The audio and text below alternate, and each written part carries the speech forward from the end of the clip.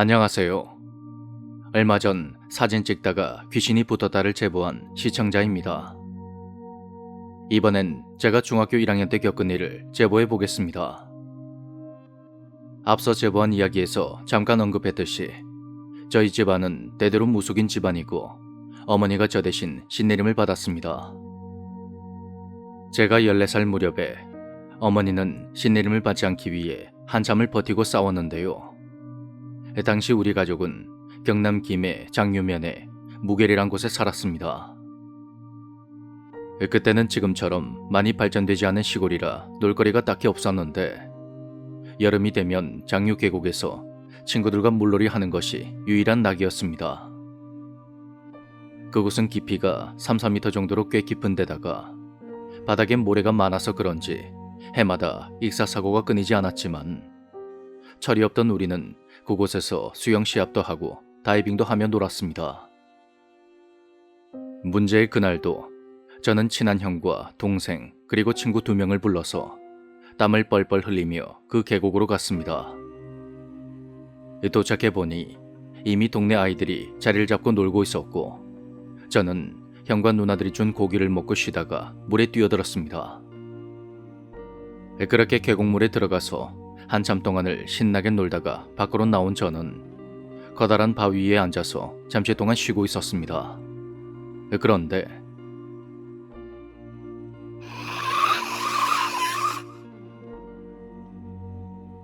갑자기 온몸에 소름이 돋으면서 짜증이 확 올라오는 것 같은 느낌에 계곡 쪽으로 고개를 돌려봤더니 저와 함께 놀던 사람들이 전부 사라지고 없는 겁니다. 그러다가 순간 눈앞이 캄캄해지더니 얼굴이 창백한 여자가 나타나서 우리가 늘 다이빙하는 자리에서 제자리 뛰기를 하고 있는 겁니다. 입자가 고운 모래 때문에 부옇게 보이던 계곡물은 온통 새까맣게 됐다가 다시 맑아지길 반복했고 숲에는 웬 남자아이와 그 엄마로 보이는 여자가 멍하니 서 있었습니다. 두 사람은 물이 새까맣게 변하면 나타났다가 다시 원래대로 맑아지면 사라지기를 반복하면서 저를 빤히 쳐다보고 있었습니다.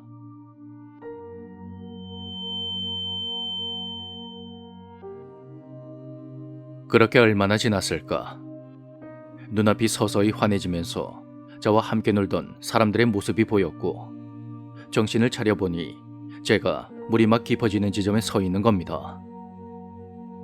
물속에서 신나게 놀고 있던 친구들은 빨리 들어오라며 저를 불렀지만 갑자기 물이 무서워진 저는 조금만 더 쉬겠다고 둘러대며 물가에서 떨어진 곳에 앉았습니다. 그런데 그때 아깝다. 들어갈 수 있었는데 애미가 할배를 받기 전에 들어가 버려야 하는 건데.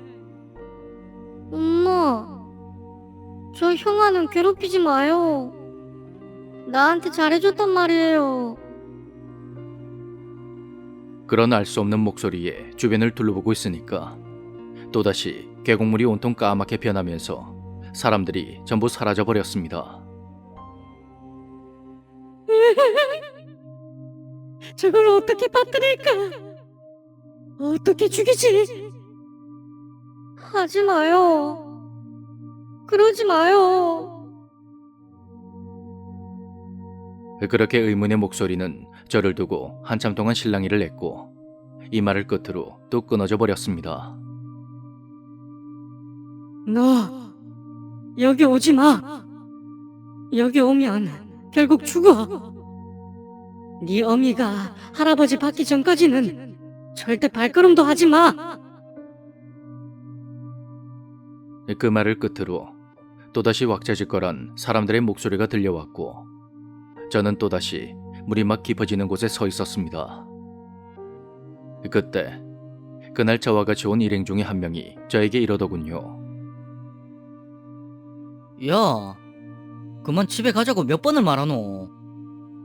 네 아까부터 거기서 멍하니 서서 뭐하는데? 그 길로 곧장 집으로 돌아온 저는 어머니를 붙잡고 제가 겪은 일을 모두 털어놨고 어머니는 저에게 어떤 이야기 하나를 해주었습니다. 본인이 광석바위 뒷집 멱쟁이 할머니네 알지? 그 집 가족들이 할머니 빼고 다 거기서 빠져 죽었다. 동네 어른들이 애들 알면 충격받고 무서워한다고 쉬쉬했었지. 네가 동네에서 그 집 애랑 놀아준 유일한 애였는데 기억 안 나나? 훈이 니도 그 집 식구들 다 이사간 줄 알았지. 저는 그제야 그러지 말라고 말리던 남자아이의 목소리를 떠올렸습니다. 그리고 며칠 후 저와 친구들이 놀았던 그 자리에서 어떤 남자 한 명이 익사사고를 당하고 말았습니다. 정말로 원한을 가진 물귀신이 저를 대신해서 다른 사람을 데려간 건지 아니면 바닥에 깔린 모래와 깊은 물 때문에 그런 건지 모르겠습니다. 익사사고는 그 이후로도 끊이지 않았고 나중에 김해로 이사오고 난 뒤 들리는 소식으로는 마을 사람들이 계곡 바닥을 돌로 메꾼 뒤로 사고가 일어나지 않는다고 하더군요. 올여름엔 저도 그곳에 다시 한번 들러볼까 합니다.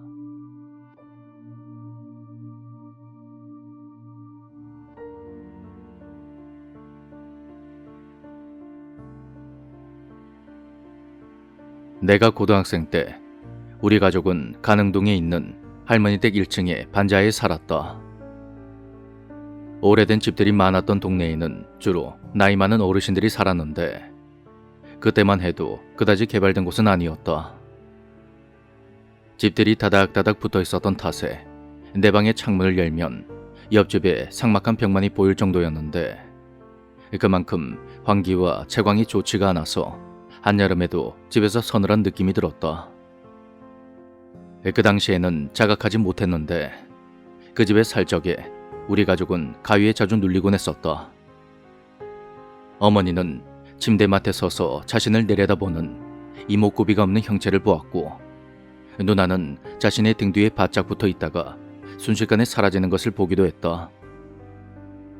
막내 이모 역시 그 집에서 가위에 눌렸는데 이사 온 첫날에 짐 정리를 도와주고 거기서 하룻밤을 묵었다가 이상한 소리를 들었다고 한다. 뭐 하고 있어? 무슨 말이야? 아니야. 뭐? 아니야. 그래? 말도 안 돼. 안 네가 그러던 어느 날 잠을 자다가 꿈을 꿨는데 내가 방바닥에 엎드린 자세로 휴대폰을 들고 문자를 보내고 있었다. 그런데 그 상태에서 몸이 허공으로 붕 뜨더니 마치 놀이기구 바이킹처럼 좌우로 마구 왔다 갔다 하는 것이다. 대체 이게 무슨 상황인가 하며 신기해하고 있는데 갑자기 목덜미에 소름이 확 돋았고 뒤를 돌아보니 이목구비 없는 얼굴에 긴 머리를 산발한 여자가 내 목덜미를 잡고 좌우로 흔들고 있는 것이다.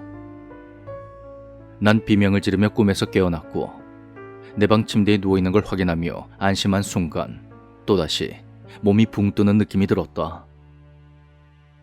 스르르 감기려는 눈을 억지로 떠보니 몸이 천장 쪽에 점점 가까워지는 것 같았는데 놀랍게도 꿈에서 본 그 여자가 옆에서 날 내려다보고 있었다.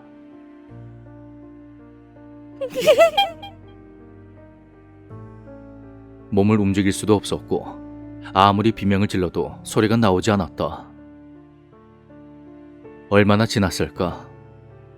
참을 수 없는 공포에 눈물까지 흘리던 나는 손가락을 겨우 움직이며 비명과 함께 가위를 풀 수가 있었다.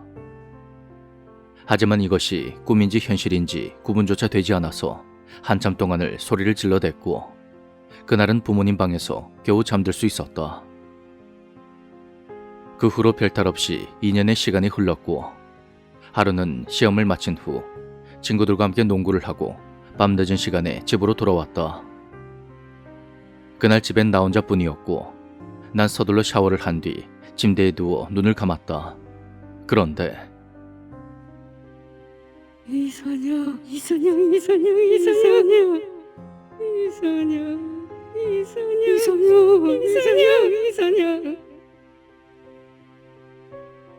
성별을 구분할 수 없는 누군가의 목소리가 들려왔다. 누군가 정체 모를 단어를 아무런 감정 없이 중얼거리고 있었던 것이다. 그렇게 반복되는 단어를 계속 듣다 보니 그것이 어떠한 이름을 가리키는 것 같은 느낌이 들었고 난 나도 모르게 그 단어를 중얼거리며 눈을 뜨게 되었다. 그런데 나 불렀어?